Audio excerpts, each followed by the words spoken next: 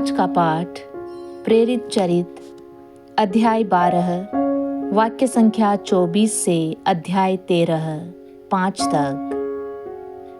ईश्वर का वचन बढ़ता और फैलता गया। बरनाबस और साउल अपना सेवा कार्य पूरा कर यरूशलेम से लौटे और अपने साथ योहन को ले आए, जो मार्कुस कहलाता था।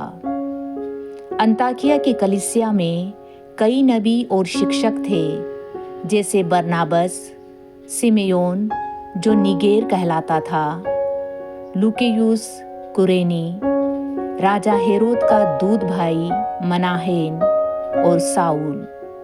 वे किसी दिन उपवास करते हुए प्रभु की उपासना कर ही रहे थे कि पवित्र आत्मा ने कहा, मैंने बरनाबस और साउल को एक विशेष कार्य के लिए निर्दिष्ट किया है। उन्हें मेरे लिए अलग कर दो।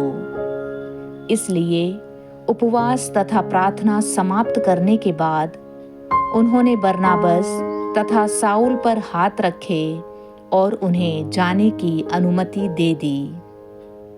पवित्र आत्मा द्वारा भेजे हुए बरनाबस और साउल सिलूकिया गए और वहां से वे नाव पर कुप्रोस चले। सिलमिस पहुंचकर वे यहूदियों के सभागृहों में ईश्वर के वचन का प्रचार करते रहे।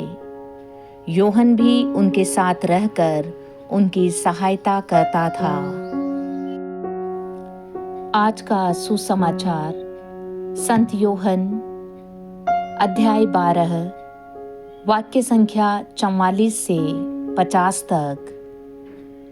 ईसा ने पुकार कर कहा, जो मुझ में विश्वास करता है वह मुझ में नहीं, बल्कि जिसने मुझे भेजा है उसमें विश्वास करता है।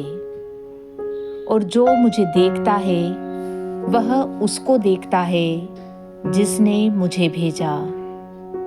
मैं ज्योति बनकर संसार में आया हूँ, जिससे जो मुझ में विश्वास करता है वह अंधकार में नहीं रहे।